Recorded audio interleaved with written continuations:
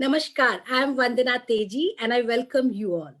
Let me begin with a brief intro about WICI or Women's Indian Chamber of Commerce and Industry, which is a national business chapter for women in India, envisioning global impact for women entrepreneurs, businesswomen, and professionals from all walks of life. It is supported by massive global networks of All Ladies League, ALL, Women Economic Forum, WEF, and She Economy with around 250,000 members and supporters worldwide, including 60,000 in India. Maharashtra Training and Development Council, which is our council, is a part of WICI, and our purpose is to inculcate a learning culture among women in Maharashtra. Our plan is to conduct motivational talks, training programs, and panel discussions, which will be open to all women. The Wiki Talks is a series which will put the spotlight on achievers like you who have taken the road less traveled and left a trail. We plan to talk on social issues which are related to women and try to spread awareness around topics which are discussed less. In continuation with the same, our speaker for today is Advocate Ujwala Kadrekar. Hello, ma'am. Hi.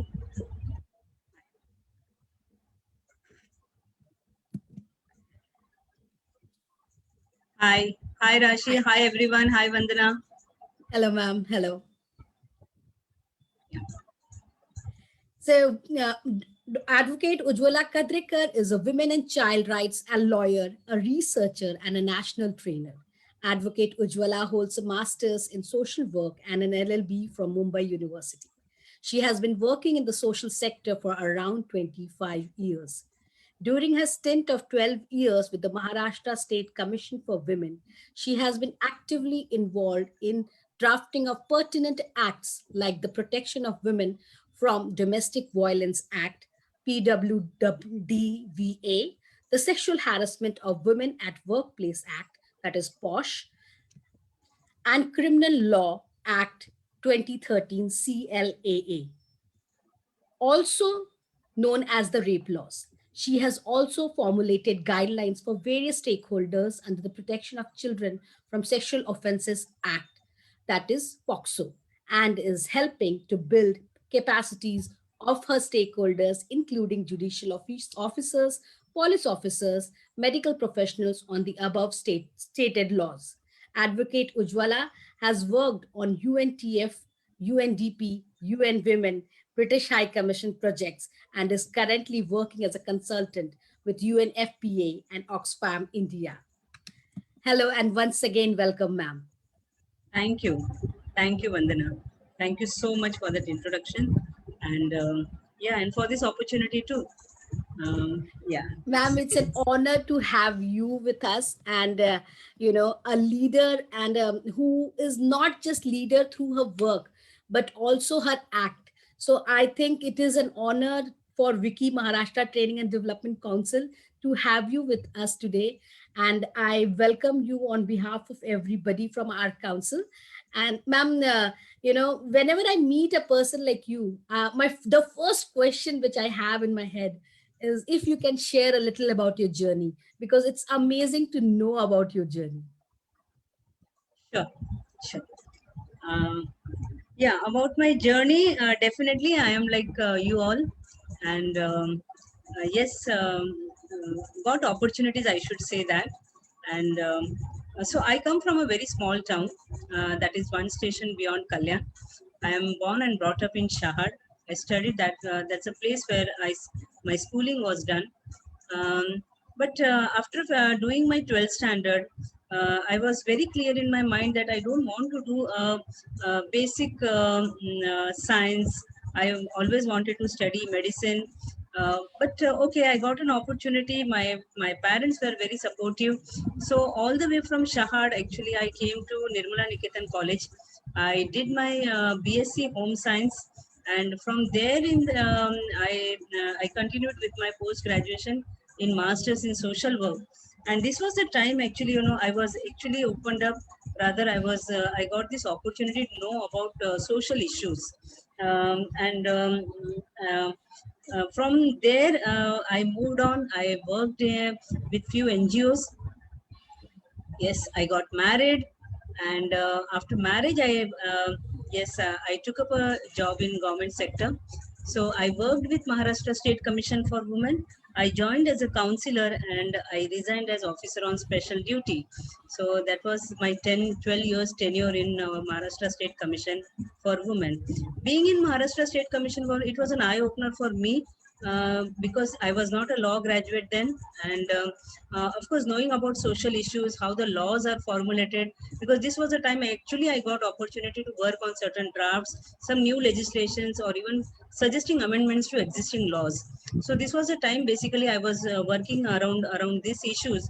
Many laws were introduced, many amendments were introduced. We worked on almost 7 laws, and yes, considering my ability, my credentials, I was promoted as officer on special duty in Maharashtra State Commission for Women.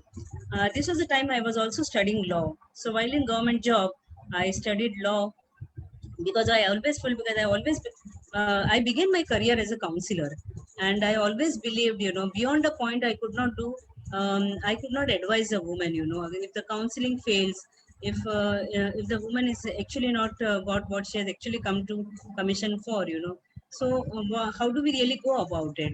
So that was the time, and I always felt, no, I am not the right person to give her any legal advice with absolutely no legal background.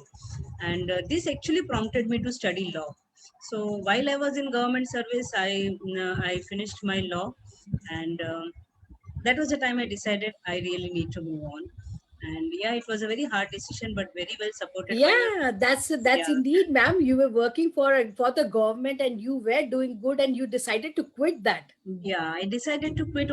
I only felt, that for mainly, yes, for one reason was definitely I wasn't growing in that place, and I felt, that being a government servant, I mean, of course, yeah, being a government servant, you can do so much.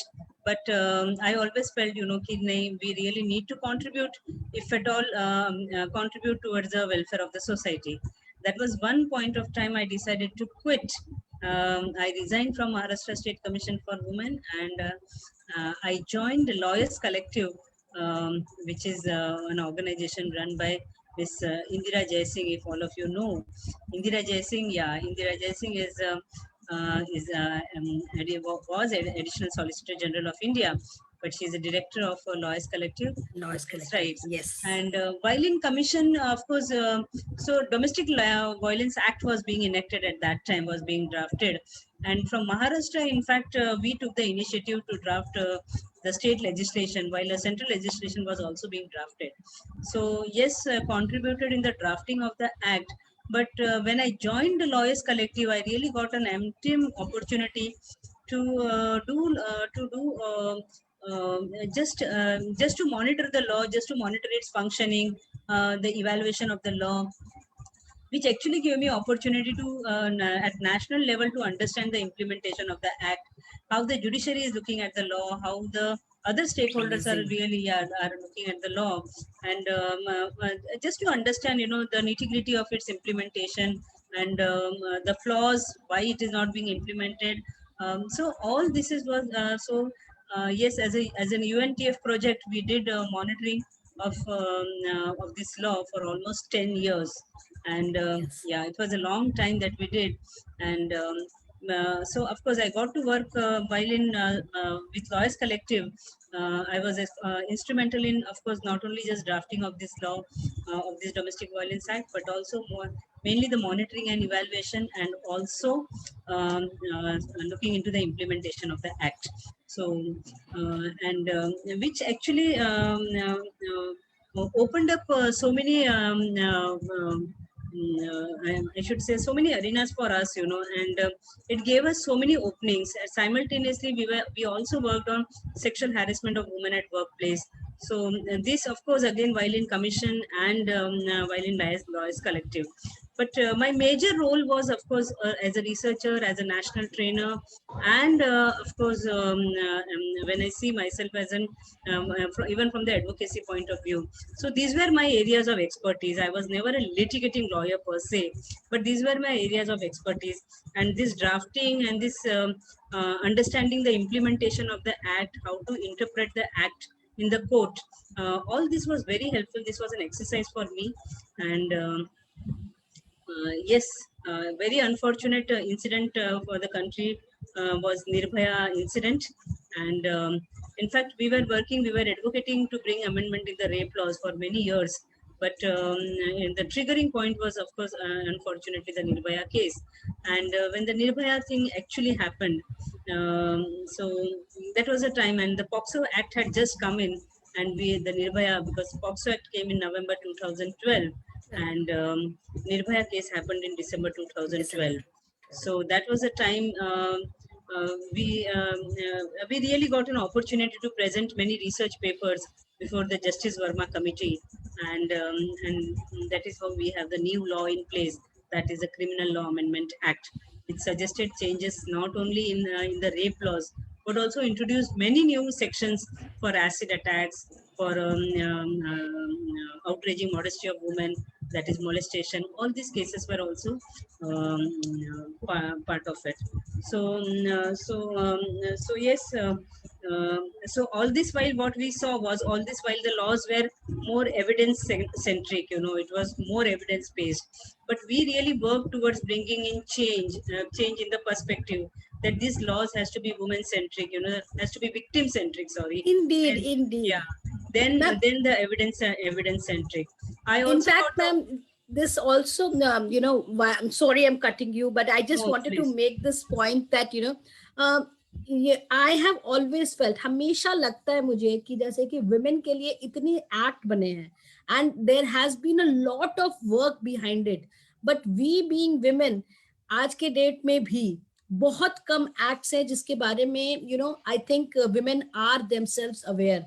So that government is trying to safeguard their rights and everything. मैं उसी line पे जैसे क्योंकि आप ये बता रहे थे, I thought I'll just add this, you know what do you, if you can, because I think it has been a big issue, whenever I conduct posh trainings also, my colleagues at work who have been in the system for a long time, more than 10-12 years now in the system, still they are not aware about posh as an act. Okay. And a lot of myth is floating in the market. And I just wanted कि अगर आप कुछ highlight करो कि कौन से वो चुनिंदा एक्ट्स हैं जो कि विमेन के लिए जरूरी हैं, उनके बेहतरी के लिए जरूरी है, उनके राइट्स के सेफगार्ड के लिए जरूरी है, और एक विमेन को अवेयर होना चाहिए. ठीक है. Hi, Reina. I can see Reina has also Yes, joined us. Reina is also here. Reina. Good evening, ma'am. I'm so proud and I'm really feeling so happy that Vandana has got you today. It's such a wonderful moment, Vandana. I can't explain to you how I'm feeling. Unfortunately, I'm so sorry. I had to rush with a lot of medical emergencies at home, but I'm a little late, but really happy to see you here. Wonderful to hear you, ma'am. I'm just enjoying the moment. So on behalf of Wiki Maharashtra, I think I, the President Reina Khatri Tandon, along with my awesome co-president Vandana Teji and Rashi Goel today, with esteemed members, all of them present on Facebook Live, and the viewers welcome you. We are really happy to have you here. Thank you so much. Yeah. Awesome. So yeah. Yes, indeed. So yeah. Can we move on, Vandana? Yes. Yes. Yeah. Please, ma'am. So basically, so as I said, in fact, some of the laws, you just asked me this question, what are the laws that women actually need to know? See, I personally is of the opinion, you need to know the law, but you at least need to know your rights. I feel that is very important. And so even while, for me, because I always feel, to some extent, yes, we are a bit privileged, because we may not have faced, rather not even have come across any abuse per se, in our home, in our own homes. but in general, the kind of serials that have been portrayed, the way women are portrayed in our serials, and are we? I at times really feel very shocked. Are we really dumb? The kind of serials that have been shown, and women have been constantly shown in a very submissive. I mean, they're always shown as very submissive and passive. This is my, I think, my major concern, and so I feel, what some important aspects that every woman should know, just not women, I feel even men should know, because I think we are, first and foremost, we are human beings, Human beings. and then we are women, and then we are mother or daughter to somebody, so I think as human being, when I see myself as human being, I have my own constitutional rights, we I think these rights we really need to, जिसको हम कहते हैं कि हमारे हमारे संविधानिक अधिकार, जिसको हम कहते हैं हमारे कॉन्स्टिट्यूशनल राइट्स, और ये हमारा संविधान जो कहता है स्त्री और पुरुष दोनों भी समान है।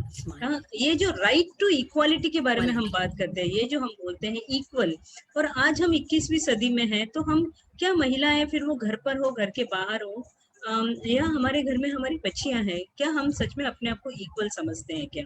हमारे कॉन्स्टिट्यूशनल राइट इक्वालिटी है, नॉन डिस्क्रिमिनेशन है on the basis of sex, caste, creed, और हम देखते हैं कि महिला जो है वो बहुत वल्नरेबल हो जाती है जब वो एक तो है कि बिकॉज शी इज वुमेन, दूसरी बात वो वल्नरेबल हो जाती है क्योंकि वो किसी कास्ट को बिलोंग करती है, तीसरी बार वो जब वल्नरेबल हो जाती है जब वो एक, I mean if she is poor, तो ये मुझे लगता है उसकी वल्नरेबिलिटी बढ़ाती है, ये कुछ हद तक उसकी वल्नरेबिलिटी। लेकिन मैं वही कहती हूँ कि जब हमारा संविधान कहता है कि you can not be discriminated on the basis of caste, लेकिन हम देखते हैं कि ये वल्नरेबिलिटी की वजह से ही हम देखते हैं कि महिलाओं के ऊपर वायलेंस ज्यादा होता है। हम ये भी देखते हैं कि बहुत इंपॉर्टेंट संवैधानिक अधिकार है, important, these are basic fundamental rights of every citizen of our country, और one of the most important of course is right to equality, non discrimination, equal opportunity जैसे हम कहते हैं, लेकिन इसी के साथ साथ मुझे लगता है बहुत इंपॉर्टेंट है राइट टू लिव, जीने का अधिकार जो हम कहते हैं, और सिर्फ जीने का अधिकार नहीं, तो हाँ, जीने का अधिकार नहीं है, but right to live with freedom and dignity, इतना सुंदर हमारे संविधान में लिखा हुआ है। लेकिन हम देखते हैं कि क्या हम डिसीजन एज वुमेन, मतलब क्या are we really strong enough to take decisions in our life? क्या हमको डिसीजन लेने के लिए प्रोत्साहित किया जाता है? क्या महिलाएं अगर वो अपने लिए डिसीजंस ले भी लेती है तो उसके रिपोर्कशंस क्या हो सकते हैं? बिकॉज वो सब कुछ सोचती है जब वो कोई डिसीजन अपने लिए, अपने लाइफ में किसी के लिए लेना चाहती है, तो ये मुझे लगता है, ये अगर हम हर एक महिला, हर एक घर का, हमारे देश का हर एक सदस्य, ये 4-5 हमारे fundamental rights, freedom of expression, मैं सिर्फ घर की बात करती हूँ, तो मुझे कभी कभी लगता है कि freedom of expression, we may be the fortunate lot, कि हमारे घर पे सभी को फ्रीडम ऑफ एक्सप्रेशन है, but there are many homes, जहाँ पर मतलब somebody in the family is deciding for them. Mostly आज भी हम देखते हैं पेट्रियार्कल सोसाइटी में हम लोग रह रहे हैं, the father, the brothers are taking decision for the daughter or the sister of the family. After marriage, it is the husband who is taking decision for the woman. तो ये हम देख रहे हैं ये cycle, and maybe if the woman has a son, then the son will decide for her, what she has to do. तो ये जब हम सोचते हैं, ये सब हम देखते हैं, तो मुझे ऐसा लगता है कि महिलाओं को स्कूल में मुझे लगता है हमारे घर से, I think if the women in the house is strong, the entire family become strong, और अगर फैमिली स्ट्रॉन्ग हो जाती है तो सोसाइटी स्ट्रॉन्ग हो जाता है। ये बहुत विशेष है मुझे लगता है, और ये मुझे ऐसे लगता है कि बहुत ये जानकारी हमारे देश, मतलब हमारे महिलाओं को होनी बहुत जरूरी है। आपने बहुत अच्छी बात कही मैम, सॉरी मैं एक पॉइंट आपसे उसी पॉइंट से निकाल रही हूँ। आपने एक बहुत अच्छी बात कही कि हमारी जो पेट्रियार्कल सोसाइटी है वो हमेशा हमारे जगह पे डिसीजन लेते आई है, एंड मतलब I know, I come from a family जहाँ पे ऐसा था। I was blessed to have parents who believed in me and they gave me the choice to make decisions. But in fact, मेरी ही family में मेरी sisters, मेरी cousin sisters को ये राइट नहीं थी। तो मैं थोड़ा सा आपसे ये जानना चाहूंगी कि हम कैसे इस तरह के मिथ्स और बायसेस को थोड़ा तोड़े, कैसे कर सकते हैं?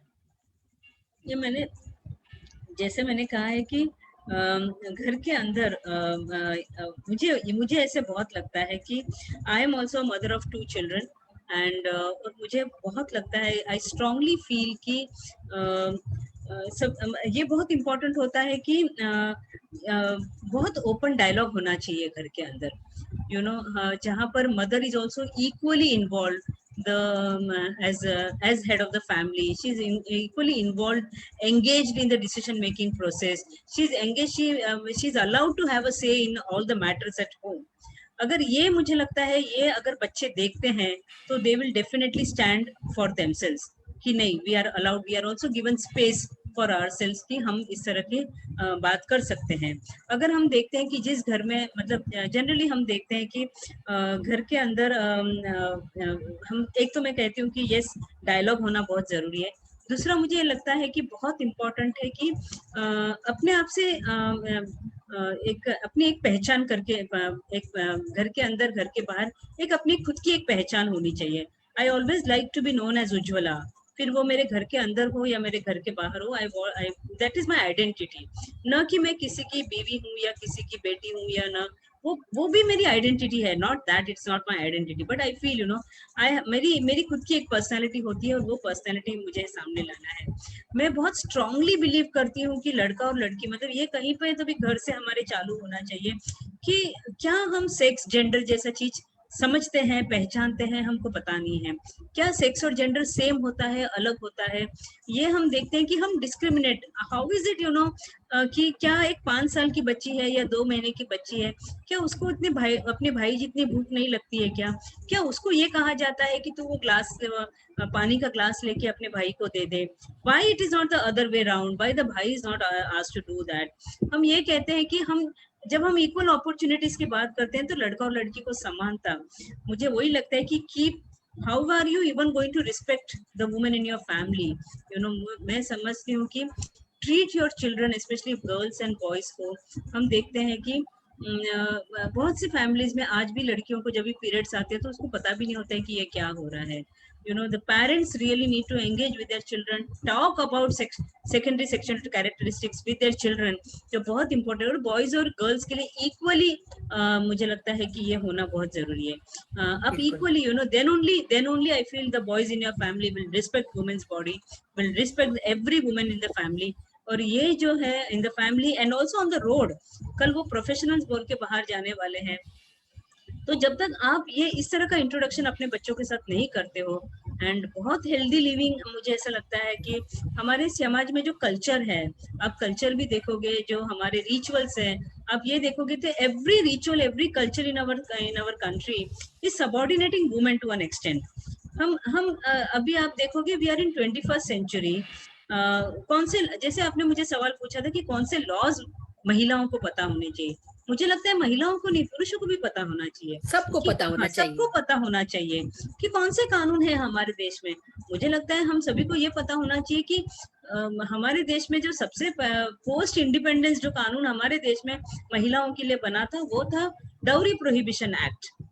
और आज हम 21st सेंचुरी में है, मतलब डाउरी को प्रोहिबिट 1961 में किया है, लेकिन आज हम लोग 2021 में हैं, और आज की तारीख में भी हम देखते हैं कि ये डाउरी का प्रेवलेंस आज की तारीख में भी हम लोग देखते हैं। मुझे बहुत अचंभा होता है, when I was in state women's commission, तभी मैं एक एडवर्टाइज, हम लोगों ने इस एडवर्टाइजमेंट के ऊपर काम, रेदर इसके अगेंस्ट में हम लोगों ने काम किया था कि क्लिनिक्स के बाहर लिखा हुआ था, आज 5,000 भरो, कल 5 लाख की बचत होगी।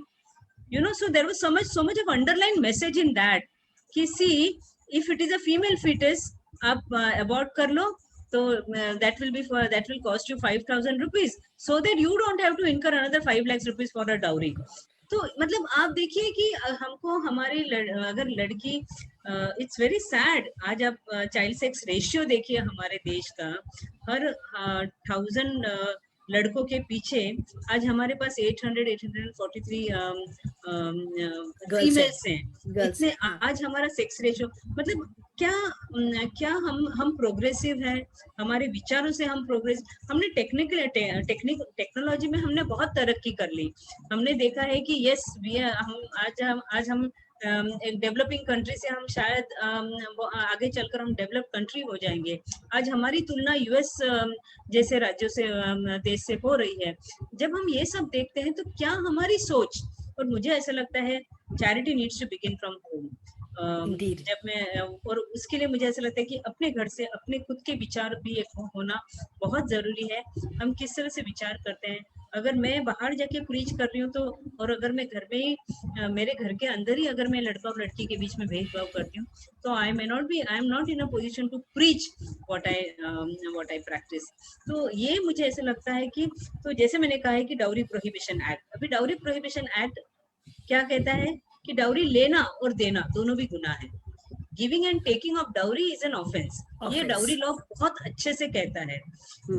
इसके बावजूद भी हम देखते हैं कि जो लेने वाला है उसको तो हम अरेस्ट करा देते हैं, और वो लेने वाले को भी हम कब अरेस्ट कराते हैं? देते समय तो पेरेंट्स बहुत खुशी खुशी देते हैं। आज तक हमारे देश में कोई भी स्टडी नहीं है जो ये कहता है कि मेरी बच्ची को मैंने इतना डाउरी दिया तो मेरी बच्ची इतनी खुश है, तो इतना दिया तो इतनी खुश है। इसका कहीं प्रपोर्शन नहीं है। मुझे ऐसा लगता है कि जितना ज्यादा देते हो उतना हैरेसमेंट ज्यादा होता है। Exactly. तो ये हमने देखा है। And how can you objectify your child, ये जो है ना, मैं ऐसे कहती हूँ, बिकॉज आप देखोगे हमारे जो स्कीम्स निकलते हैं, पॉलिसीज निकलते हैं, ये क्या कहते हैं कि लड़के के एजुकेशन के लिए इन्वेस्ट कीजिए और लड़की की शादी के लिए इन्वेस्ट कीजिए। यू नो, ये अगर आप लोगों ने कभी गौर किया होगा तो ये हम देखते हैं कि कैप्शंस होते हैं कि लड़की की शादी के लिए इन्वेस्ट कीजिए, पेरेंट्स को कहा जाए, मतलब LIC में आप लड़की की शादी के लिए इन्वेस्ट कीजिए और लड़के की पढ़ाई के लिए इन्वेस्ट कीजिए। मैं कहती हूँ कि दोनों की पढ़ाई के लिए क्यों ना इन्वेस्ट किया जाए। आई फील एजुकेशन जैसा इन्वेस्टमेंट कोई भी नहीं है आज। इनफैक्ट एक जो हमेशा की बात आती है गिल्ट की, ठीक है, आप अगर देखोगे कि we as an organization, as a nation, सबसे बड़ा प्रॉब्लम है कि सी स्वीट में हमारे पास कम से कम विमेन होते जा रहे हैं। द रीजन बीइंग ये नहीं है कि विमेन का एजुकेशन परसेंटेज कम रहा है, कम से कम विमेन का एजुकेशन परसेंटेज बढ़ता है, एंट्री लेवल विमेन भी है सोसाइटी में, बट बिकॉज दे आफ्टर शादी फिर बच्चा, ये सबकी रिस्पॉन्सिबिलिटी विमेन के ऊपर आती है, दे डिसकंटिन्यू देयर करियर्स। एंड जिसके कारण सबसे बड़ा प्रॉब्लम है कि सी स्वीट में आज के डेट में भी रिजर्वेशन होता है, और फिर रिजर्वेशन की बात करेंगे तो फिर सबको गुस्सा आ जाएगा। बिल्कुल सही बात है। मतलब जब भी 73rd अमेंडमेंट आया था और महिलाओं की रिजर्वेशन की बात हुई थी कि 33% रिजर्वेशन महिलाओं को मिलना चाहिए वर्क फोर्स में, गवर्नमेंट सेक्टर में मिलना चाहिए, तो गवर्नमेंट सेक्टर में तो 33% रिजर्वेशन आ गया है।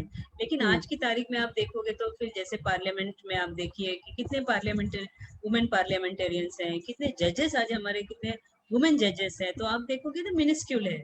You can count them on your fingers, which is again a very sorry state of affairs. मुझे ऐसा लगता है कि yes, I strongly feel कि because आज की तारीख में, और मैं ये नहीं कहूंगी कि एजुकेशन की वजह से ही आप में बदलाव आ सकता है या आपका पर्सपेक्टिव चेंज होता है, ये भी जरूरी नहीं है। आप कितने अपने आप को सकम करते हो, आप कितना सरेंडर करते हो अपने आप को, आप कितना अपने आप को कमजोर समझते हो। जब आप अपने आप को कमजोर समझते हो तो you are seeking somebody's help, और ये मुझे लगता है कि you really need to stand for, आपकी जो बाउंड्री है उसको एक्सपांड करने की बहुत जरूरत है यहाँ पर। मैं तो ये कहूंगी कि महिलाओं को जो है कि उसके जो रिप्रोडक्टिव राइट्स हैं, अनफॉर्चुनेटली हम देखते हैं कि हमारे देश में बहुत सी महिलाएं जो है शायद कुछ हद तक मैरिटल रेप के शिकार होते होंगे, लेकिन किसी महिला को ये नहीं पता है कि अगर वो उसका पति है तो वो like your body is not property of your husband, you know, और वो भले ही आप उसकी वाइफ हो, लेकिन वो आपकी कंसेंट के बिना वो आपको छू नहीं सकता है। तो ये मुझे लगता है ये मैसेज भी, बिकॉज हमारी जो महिला है फिजिकल अब्यूज होता है तो यस कुछ हद तक वो बाहर आती है, उसके बारे में बात करते हैं। हम वही देखते हैं कि when she is threatened with dire consequences, this is the time she is stepping out of the house and she is seeking some help. Police station, court तो बहुत दूर की बात है, शायद वो अपने पेरेंट्स को बताने में भी काफी टाइम निकाल देती है। एंड कभी कभी ऐसा लगता अपने है कि आप को बोलने में बहुत टाइम निकाल देती अपने है। आप को बोलने में भी रिकॉग्नाइज नहीं कर पाती है वो, कि अरे पति मारता तो नहीं है, गाली गलौची दे रहा है ना, तो whether this is violence, he sexually violating me, whether this is violence, ये रिकॉग्निशन भी आज हमारे महिलाओं में नहीं है। तो ये रिकॉग्निशन भी मुझे लगता है कि होना बहुत जरूरी है। एंड कुछ लॉज में बदलाव आया है। मैरिटल रेप हमारे देश में आज की तारीख में भी क्या कहेंगे, रिकॉग्नाइज नहीं किया गया है, उसको लीगली रिकॉग्नाइज नहीं किया है, लेकिन महिलाओं को आईपीसी में अभी अमेंडमेंट आया हुआ है और महिलाएं भी अपने पति के खिलाफ रेप के चार्जेस कर सकती है अंडर सर्टेन सर्कमस्टेंसेस। हाँ, तो ये हमको अभी हम देखेंगे कि जब मैं मतलब सेक्सुअल वायलेंस इस विषय पर भी जब मैं काम कर रही थी, तभी मेरा एक बहुत ध्यान में आता था कि काफी हद तक हम देखते थे कि जो बच्चे हैं, स्पेशली गर्ल चाइल्ड जो है, उसके साथ फॉन्डलिंग के केसेस काफी मेरे ध्यान में आए थे। I dealt with sexual child sexual abuse cases, और तभी हमने देखा था कि फॉन्डलिंग जैसे केसेस बहुत रिपोर्ट हो रहे थे। और वो फॉन्डलिंग में not only touching your private parts of your body, but it also meant कि फिंगरिंग जैसे मैंने काफी cases I have come across, fingering के केसेस, ऑब्जेक्ट इंसर्शन के केसेस देखे थे। लेकिन हमारा कानून क्या कहता था कि only when there is forceful penovaginal penetration तो ही वो रेप माना जाएगा, तो ही वो सेक्सुअल वायलेंस माना जाएगा। अभी किसी के साथ फिंगरिंग होता है या किसी के साथ ऑब्जेक्ट इंसर्शन होता है तो ये रेप नहीं है, ये मोलेस्टेशन है।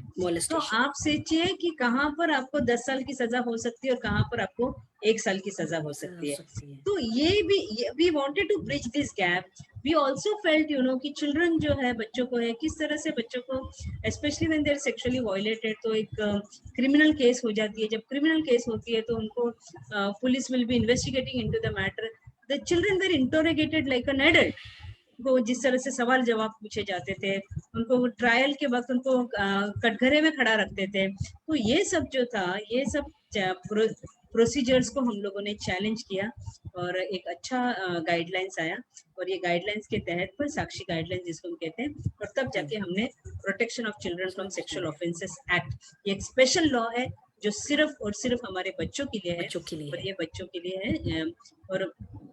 और आपने देखा होगा कि सेक्सुअल असॉल्ट का जो डेफिनेशन है, ये जो डेफिनेशन है ये भी पूरी तरह से let everybody know about it. ये जो कुछ लॉज है ये आप लोगों को पता होना चाहिए कि सेक्सुअल ऑफेंस या सेक्सुअल असॉल्ट या पेनिट्रेटिव सेक्सुअल असॉल्ट और रेप का कानून आज एक ही पार पे है।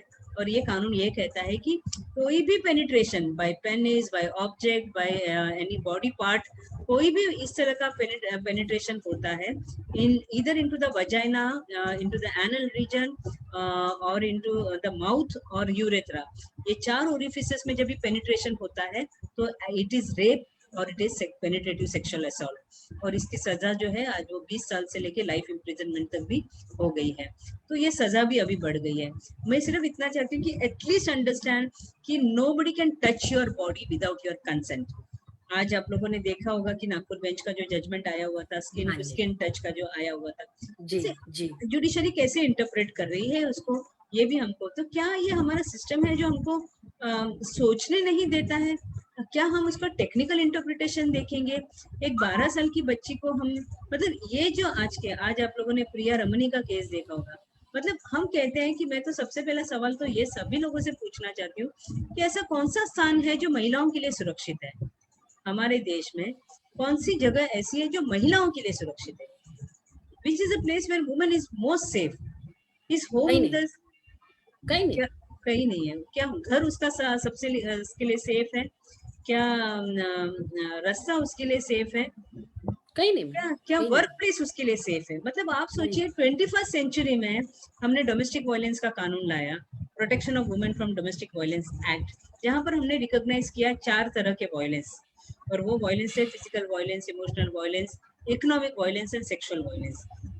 और हमने ये भी रिकॉग्नाइज किया कि it is just not the married women who is facing violence at home, it is women in any relation, in any domestic relationship, if she is facing violence, that is domestic violence. तो इसलिए हमने देखा था आज तक हमारे पास कानून नहीं थे, सिर्फ जो मैरिड वुमेन है उनके लिए हमारे पास कानून थे, लेकिन हमारे पास कोई बहन है, कोई माँ है, कोई बेटी है, इनके लिए हमारे पास कानून नहीं था। अगर उनके साथ घर के अंदर वायलेंस हो रहा है, घर के अंदर फिजिकल वायलेंस हो रहा है, उनके साथ इकोनॉमिक वायलेंस हो रहा है, बेटी को पढ़ाया नहीं जा रहा है, ये सब जो है फीस नहीं भरे जा रहे हैं बच्चों के, ये सब इकोनॉमिक वायलेंस में आता है। और हम देखते हैं इसलिए एक लॉ की जरूरत थी कि घर के अंदर रहने वाली महिला, वो किसी भी रिलेशनशिप में रहती होगी, इन सब के लिए लॉ लाना बहुत जरूरी था। तो इसके लिए ये डोमेस्टिक वायलेंस का कानून डोमेस्टिक आया, वायलेंस का कानून आया है। इसी के साथ साथ हमने देखा कि हम लोगों ने पॉक्सो एक्ट लाया, जो चाइल्ड सेक्सुअल अब्यूज को लेकर काम करता है। और सभी मतलब बच्चों के साथ, और चाइल्ड सेक्सुअल अब्यूज मतलब आज तक का जो हमारा कानून था वो पूरी तरह से लड़कियों के लिए, मतलब आईपीसी में लड़की के साथ अगर सेक्सुअल वायलेंस होता है तो उसके लिए हमारे पास आईपीसी में प्रोविजंस थे, लेकिन अगर लड़कों के साथ अगर होता है तो हमारे पास 377 के अलावा कोई भी ये नहीं था। तो लड़के भी इक्वली, मतलब आज के ही पेपर में मैंने पढ़ा एक 12 साल के लड़के को किस तरह से अब्यूज किया गया, एंड मतलब वो बच्चे के एनल रीजन में the 12-year-old child was boy was mentally challenge, और उसको कहीं लेकर जाकर उसके पूरे एनल रीजन में थॉर्न्स, मतलब जो कांटे होते हैं वो ऐसे श्रब्स उसके ब्रांचेस उसके एनल रीजन में डाला गया। एंड तो ये आज के पेपर में ही रिपोर्ट हुआ है। तो it is not that the boys are not sexually violated, the boys are also sexually violated. और इसलिए पॉक्सो एक्ट आया कि जो दोनों भी लड़का और लड़की के लिए, दोनों के लिए ये कानून बना है। तो हमने देखा कि कैसे हमने एक जेंडर न्यूट्रल कानून चाइल्ड सेक्सुअल अब्यूज के लिए लाया है। उसी के साथ साथ अगर हम देखेंगे sexual harassment eight work place, हम लोगों ने जो रिकॉग्नाइज किया कि वर्क प्लेस एक ऐसी जगह है कि where we are spending the most quality time of the day. Exactly, we are most constructive at that point of time, you know, from 10 to 5 जो भी हमारा वर्किंग आवर्स है, वो वक्त हम लोग ज्यादा से ज्यादा कंस्ट्रक्टिव होते हैं। जब ये कंस्ट्रक्शन, जब इस तरह का माहौल में अगर मेरे साथ सेक्सुअल हैरेसमेंट होता है तो I will not be able to perform, it is taking away my right to work with in human and just conditions. तो ये जो मेरा फंडामेंटल राइट है, वो राइट को ही वर्क प्लेस पे चैलेंज किया जाता है। It is not allowing me to work with dignity, जो हम कहते हैं, it is also taking a toll on my safety and security at work place. तो ये सब जो मेरे फंडामेंटल राइट्स है, ये सबको कैसे वायलेट करता है। और इसलिए मैं यही कहती हूँ कि before even you talk about any law, I think you should know your fundamental rights. और ये फंडामेंटल राइट्स आपको कोई कानून की भी जरूरत नहीं होगी अगर आपके फंडामेंटल राइट्स अच्छे से आप इम्प्लीमेंट कर पाओगे। तो ये मुझे लगता है। जी बिल्कुल। So on the same lines आपने बात करी कि जेंडर एग्नोस्टिक हमने पॉक्सो बनाया। जेंडर एग्नोस्टिक हम पॉश के बारे में बात बहुत होती है, लेकिन एक्शन अभी तक नहीं हुआ है। There are petitions which we have been discussing. जब से पॉश आया है तब से ही भी ये भी बात भी हुई थी कि work place harassment is not just limited to women, इसमें अदर जेंडर्स का भी है उतना ही नंबर नहीं, may be it is not same, but you know there has to be a act to safeguard everybody's dignity at workplace. Yes. तो ma'am उसके बारे में आप बताइए कि क्या डिस्कशन चल रहा है at a legal front, you know, why the government has not yet included men in it. नहीं, see, first and foremost ये लॉ मैंने वही कहा है कि 21st सेंचुरी में हमको जेंडर स्पेसिफिक लॉज आ रहे हैं। मतलब सिर्फ महिलाओं के लिए कानून 21वीं सदी में बन रहे हैं। क्यों? जबकि जेंडर इक्वालिटी तो हमको हमारे कॉन्स्टिट्यूशन ने 1950 में प्रॉमिस किया है। फिर आज की तारीख में हमारे देश में जेंडर स्पेसिफिक लॉज क्यों आते हैं? ये सबसे पहला सवाल तो ये है। अगर आप डेटा देखोगे, आपने कहा कि मैं कभी ये डिनाई नहीं करूंगी कि पुरुषों के साथ वर्क प्लेस पे हैरेसमेंट नहीं होता है, लेकिन क्या पुरुषों के साथ सेक्सुअल हैरेसमेंट होता है क्या? जिस तरह की केसेस, सेक्सुअल हैरेसमेंट के केसेस महिलाओं के खिलाफ रिपोर्ट होते हैं, मतलब मैं अभी केस एक हैंडल कर रही थी। बहुत आम बात है कि जहां पर आप देखिए कि आजकल आप देखोगे कि आप वर्क प्लेस, अभी हम लोग 24/7 we are connected with our colleagues, you know, on WhatsApp, on emails. It may be for official reasons, right? It may be for, अभी तो फिलहाल तो हम लोग वर्क फ्रॉम होम कर रहे हैं, तो all the time you are connected with your colleagues. Okay Indeed. हमारा कलीग्स का एक व्हाट्सएप ग्रुप बनता है, जब Hmm. उस व्हाट्सएप ग्रुप में अगर आपको कोई अननेसेसरी मैसेजेस आते हैं, आपको पता है कि किस तरह के मैसेजेस बॉयज भेजते हैं जो शायद वो अपने मेल कलीग्स के लिए होगा, लेकिन उसको पढ़ने वाले फीमेल कलीग्स भी है ना, because they are also part of the WhatsApp group, you know, but हम जी। वो रिस्पेक्ट ही नहीं करते हैं, वो रिस्पेक्ट ही नहीं करते हैं। हम ये भी देखते हैं कि आज कभी आप लोगों ने गौर किया होगा देख पर, तो हमारे देश में जो गालियां हैं, you know, the voices are all on women. ये कभी आप लोगों ने देखा हो कितने आसानी से हम ये सब गालियां देते हैं, हम ये समझते ही नहीं है कि मेरे घर में भी माँ है, बहन है, मेरी बीवी है, यू नो, और ये मतलब हम इसको कैसे सुनते हैं, या तो ये और जिस तरह के अगर हम देखते हैं कि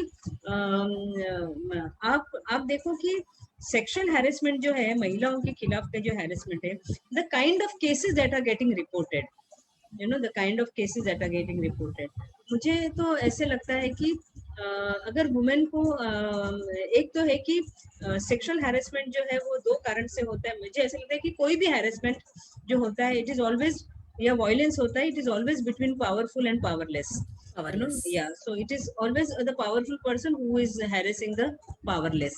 फिर Yes. या, और वो सिर्फ आपकी पोजीशन को मायने नहीं करता है, मायने नहीं the करता। the sex that you carry, yeah, I think the sex is also a tool, एक weapon है जो I can get away by doing anything, by saying anything. ये जो है ये एक जो मेंटालिटी है हम देखते हैं कितने हम लोगों ने जैसे कहा है कि मेरा जो कॉन्स्टिट्यूशनल राइट टू डिग्निटी है एट वर्क प्लेस, ये मेरा वायलेट हो रहा है एट वर्क प्लेस पे। किस तरह से कमेंट्स मेरे ऊपर पास किए जाते हैं, किस तरह से मतलब महिलाओं की डिग्निटी की जब हम बात करते हैं। अभी आपने देखा प्रिया रमनी का केस, मी टू कैंपेन वाजन मतलब ये जो मी टू कैंपेन था, ये ऐसा प्लेटफॉर्म आया था कि it is not easy for women to even complain about sexual harassment. आप सोचते हैं क्या आसान है महिलाओं के लिए? आसान नहीं है। तो जब इतने ये ऐसे सर्कमस्टेंसेस में भी ऐसे प्लेटफॉर्म पर जब हम बात करते हैं, तब हम देखते हैं कि क्यूमुलेटिव हमको स्ट्रेंथ मिलता है उसकी वजह से। Indeed. आप अभी आप देखिए कि मी टू कैंपेन में क्यों नहीं पुरुष ने भी कहा कि हमारे साथ भी सेक्सुअल हैरेसमेंट हो रहा है वर्क प्लेस पे। ऐसे तो नहीं था ना कि me too campaign was only for women. Why did that is what I am saying, the data is only about women and the kind of harassment that they face.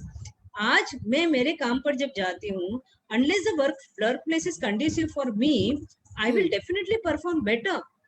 Indeed. Yes, और अगर मैं harassment face करती हूँ, I may not even want to go to my work place and work over there. ये जो feeling आती है which affects my performance, कल मुझे उसकी वजह से मेमो दिया जाता है। कल आप देखोगे अभी आप प्रैक्टिस देखिए कंपनीज में कैसे हो रही है। If the women is filing sexual harassment complaint, अगर वो सेक्सुअल हैरेसमेंट का कंप्लेंट करती है, तो उसके लिए इतना हॉस्टिलिटी क्रिएट किया जाता है, इतना हॉस्टाइल एनवायरनमेंट, या तो वो खुद रिजाइन होके चली जाती है या उसको टर्मिनेट किया जाता है on the ground of non performance. Non-performance. An employee who must have worked with you for 10 years and 15 years and she has been applauded for her performance, suddenly वो non performer हो जाती है just because there is a sexual harassment complaint। तो मुझे ऐसा लगता है कि ये mindset, ये जो सोच है, ये पर्सपेक्टिव है, ये बदलना भी बहुत जरूरी है। और इंटरनल कमेटी जो है, मुझे ऐसा लगता है कि इनका तो बहुत बड़ा हाथ होगा। इन लोग Indeed, ma'am. they have to be strengthened, उनको बहुत पावरफुल करने की जरूरत है, so that you know you have to encourage women to come forward। आज आसान नहीं है महिलाओं को, because कमिटी पे जो है वो ज्यादा से ज्यादा लोग कंपनी के होते हैं और एक आउटसाइडर होता है। एक आउटसाइडर कितना स्ट्रांग होगा उसके ऊपर आपका डिसीजन डिपेंड करेगा। डिसीजन डिपेंड करता है। तो ये बहुत अनफॉर्चुनेट है। हमने वही देखा हुआ है कि किस तरह से सेक्सुअल हैरेसमेंट के केसेस में हम देखते हैं कि कैसे महिलाओं को कॉर्नर किया जाता है, पूरा कोई विटनेस आगे नहीं आता है। Of course sexual harassment always happens in closed doors, उसके लिए कोई विटनेसेस नहीं होता है। लेकिन Exactly.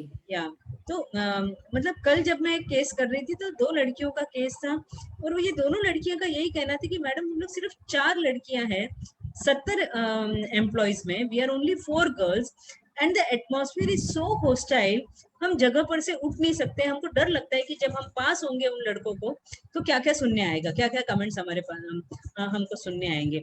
We are not able to, आज मैडम वर्क फ्रॉम होम है, उसके बावजूद भी हम काम पर आ रहे हैं, लेकिन हम काम ही नहीं कर पाते हैं और हम रात को 10-10 फाइल उठा के घर पर लेके जाते हैं और काम करते हैं। द काइंड ऑफ कमेंट्स, मैं वही कह रही हूँ कि आप अब व्हाट्सएप ग्रुप में हो तो आपका नंबर ऑटोमेटिक फ्लैश होता है सब जगह पे। इनफैक्ट या तो when are you crossing the boundary, the male employee, I mean I think as employees, male female, we really need to understand, you know, कि why we should not cross the boundary. शायद मुझे ठीक है, मेरे और तुम्हारे संबंध अच्छा होंगे, I am fine with you commenting on me, but you may not be fine on getting such comments from anybody. तो ये जो है, ये जो क्रॉसिंग द बाउंड्री है, ये जो मेरी कंफर्ट जोन है, ये इम्पैक्ट है। लॉ बहुत बहुत क्लियरली कहता है कि it is viewed from the recipient point of view, it is not, या it is not the intention of the perpetrator. Law इतना क्लियर है, वो कहता है कि इनफैक्ट क्योंकि मैं एक्सटर्नल मेंबर भी हूँ मैम, तो मैं हमेशा यही देखती हूँ कि people are in a haste of taking judgement. कि जो भी आपके पॉश के जो एक मेंबर्स होते हैं, इंटरनल कमेटी के जो मेंबर्स होते हैं, उनका सबसे बड़ा प्रॉब्लम यही होता है कि they are in the haste of taking decision, सिर्फ एक साइड का। और मेरे ख्याल से एज एन एक्सटर्नल मेंबर जो ड्यूटी होती है कि भाई ऑब्जेक्टिविटी पे फोकस करिए, आप केस पे ध्यान कीजिए, एंड उनको ये जो डिसोसिएट करना होता है, ये बंदा जिसके बारे में केस आई है, मे बी उस कमिटी में से किसी का दोस्त होगा।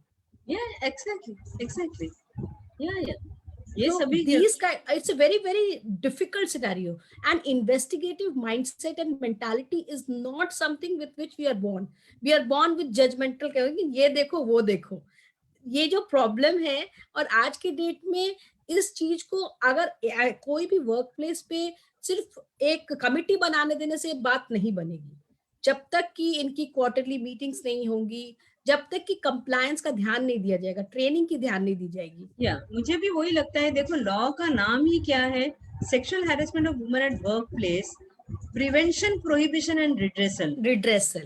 यू नो, तो आपका ज्यादा फोकस, कंपनी का ज्यादा फोकस होना चाहिए प्रिवेंशन एंड प्रोहिबिशन, ज्यादा से ज्यादा अवेयरनेस बिल्डिंग अनफॉर्चुनेटली करना पड़ेगा। मुझे ऐसा लगता है even women are unable to recognise sexual harassment. उससे वो लगता है कि अरे ये तो सभी के साथ ऐसे बिहेव कर रहा है, why I am feeling uncomfortable about it. तो उसको समझ भी नहीं आता कि क्या ये सेक्सुअल हैरेसमेंट है। आज अगर आप देखोगे तो आज हम लोग virtually we are connected with our colleagues, लेकिन today women are complaining that men are not appropriately dressed during virtual meetings. They are not sitting in a right posture, you know, while in a meeting. Not proper. एक तो है कि definitely inappropriately dressed होते हैं। हम देखते हैं कि because we are working from home and women, आपको सभी को पता है कि वुमेन जो है आज वो घर पर है, तो ऐसे नहीं है कि वो सिर्फ ऑफिस का काम, वो उसके बच्चे हैं जिसको, because even the school is from home, even the husband is working from home, she has to even may be look after her ailing parents in laws. ये जो है, ये मल्टीटास्किंग में आज वो खुद भी घर से काम कर रही है।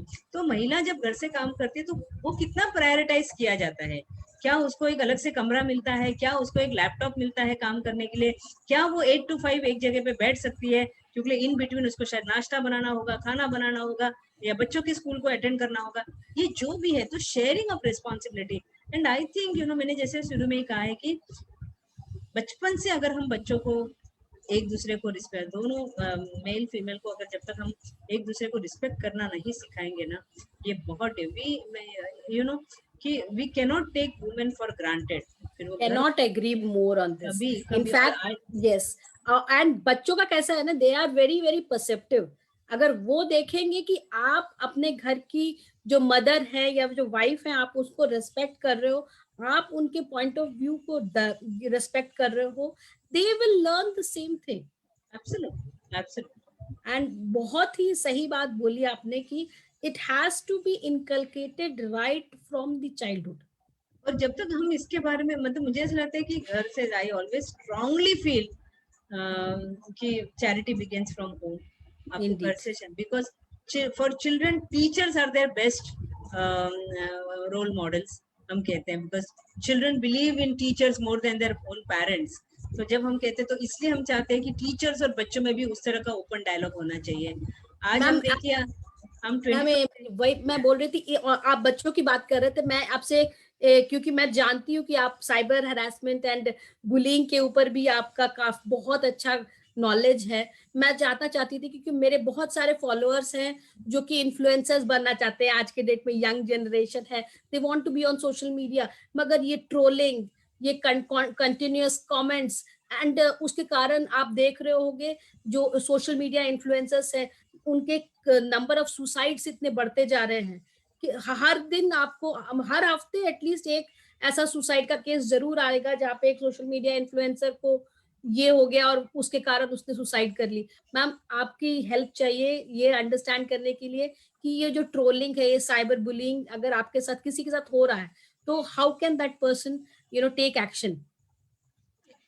एक तो है कि मैं ये कहूंगी कि अगर ट्रोलिंग बुलिंग जैसा हो रहा है, please it's my urge to all of you कि चुपचाप नहीं बैठना है, and just being ignorant about it, just closing your account does not help. पहली बात तो इसका, I am definitely not an expert in cyber crimes, but let me tell you, reporting होना बहुत ज़रूरी है। ये जब तक आप लोग रिपोर्ट नहीं करेंगे कोई भी इसका कॉग्निजेंस। और आज हमारे देश में, महाराष्ट्र में मैं अपना कहूँगी, स्पेशली इन महाराष्ट्र, इन मुंबई, हमारा साइबर सेल बहुत अच्छा काम कर रहा है। अगर आप ही आज के या कल के पेपर में ही मैंने पढ़ा था कि मतलब किस तरह से आजकल, बिकॉज साइबर क्राइम में अभी बहुत बढ़ रहे हैं। मुझे ऐसा लग रहा है कि again it is my appeal to all the generation और द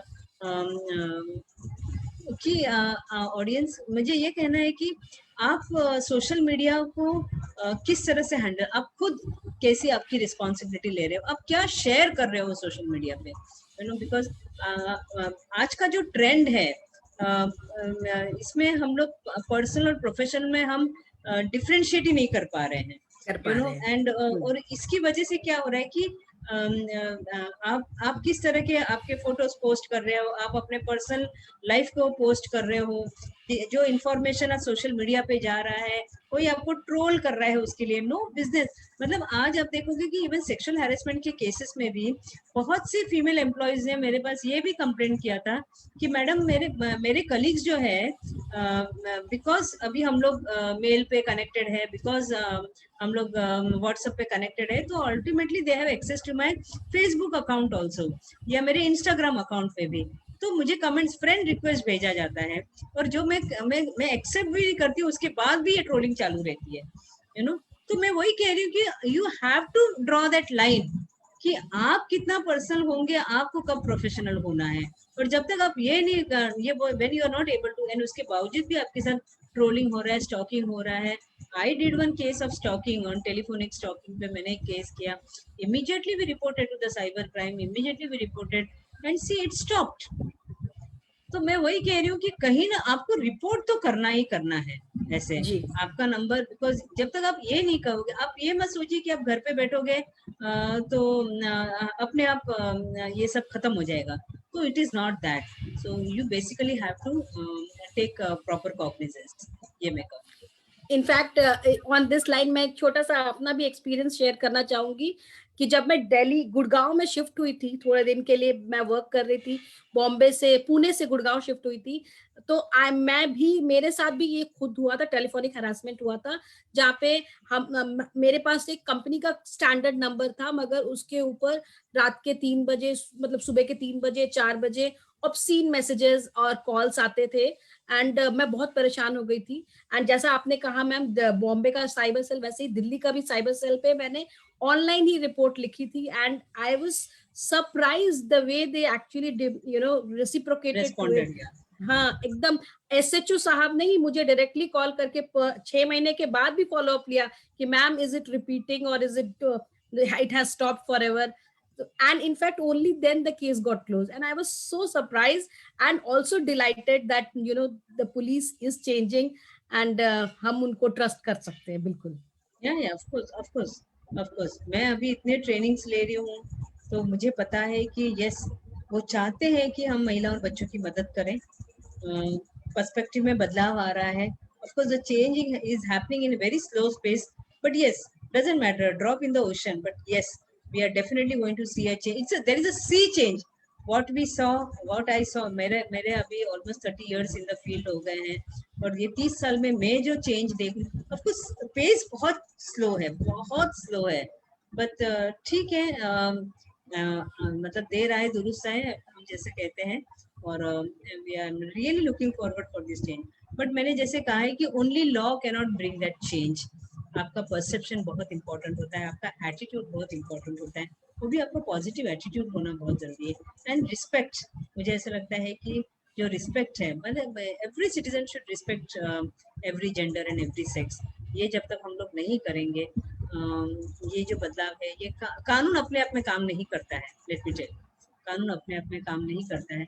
मतलब आज आपने देखा प्रिया रमनी के केस में, मतलब सेक्सुअल हैरेसमेंट का केस को डिफॉर्मेशन केस में कैसे फाइल किया गया. हाँ, तो हम यही कह रहे हैं कि किस तरह से हम महिलाओं को दबाया जाता है, बोलने की अनुमति नहीं मिलती है. एंड सच पावरफुल पीपल, अगर पावरफुल पीपल लॉ का इस तरह से गैर इस्तेमाल कर सकता है, तो फिर आम आदमी क्या करेगा? Why today we are so frightened to go to the police station? Why today we are so frightened even to go to the court? ये क्यों है? जब तक ये systems हमारे victim friendly नहीं होंगे, जब तक ये victim friendly नहीं होंगे, हम justice के लिए बहुत, ये जो दौड़ है वो चालू रहेगी. बहुत ही बढ़िया मैम. मैम, आपने मेरे लास्ट क्वेश्चन का आंसर आपने खुद ब खुद दे दिया. मैं जानना चाहती थी कि एज अ सोसाइटी हम विमेन और चाइल्ड एंड मेन सबके प्रोटेक्शन के लिए हम क्या कर सकते हैं. तो आपने बहुत ही बढ़िया बात कही कि सबसे अहम बात है कि हमको डरना नहीं, ब्रेव होकर लड़ना है, एंड रिपोर्ट करना बहुत ही जरूरी है. नहीं, हम क्यों, मैं वही कहती हूँ कि क्यों हम कहते हैं कि लड़कियां 7 के बाद घर बाहर नहीं जाना चाहिए. मतलब आज हमारे जो एंटरटेनमेंट सोर्सेस है वो क्या सिर्फ लड़कों के लिए बने हैं? क्या वो लड़कियों के लिए नहीं है? तो क्यों ये जो फियर है ऑफ सेक्सुअल वायलेंस है, ये जो फियर है ऑफ ट्रोलिंग है, स्टॉकिंग है, ये सब फियर हमारी लड़कियों के लिए क्यों है? आज की तारीख में भी, मतलब 21st सेंचुरी में भी हम जेंडर स्पेसिफिक लॉज ला रहे हैं. मतलब जबकि हमारा कॉन्स्टिट्यूशनल राइट है to equality is for everybody irrespective of whichever gender you belong to. Yes. And thank you so much, ma'am. आज का discussion was such an amazing discussion है, लेकिन पता ही नहीं चला, समय बीत गया. 1 घंटा हो गया. अगर मुझे रिमाइंडर नहीं आता तो मुझे एहसास भी नहीं होता कि 1 घंटा हो गया. Okay, हो गया. हाँ, yeah, it is 58 now. So with that, pleasure. It was pleasure to be here today, and thank you, Vicky. नहीं, मुझे बहुत ये है कि जरूरत है हमारी महिलाओं के साथ बात करना. मैंने वही कहा है कि जब तक हमारे सिस्टम्स विक्टिम फ्रेंडली होने चाहिए, तब जाकर हमारी महिलाएं और बच्चे सुरक्षित रहेंगे, ऐसे मुझे लगता है. बिल्कुल. एंड मैं और एक बात, बहुत इंपॉर्टेंट बात की मैं मान रखती हूँ कि बात करनी पड़ेगी.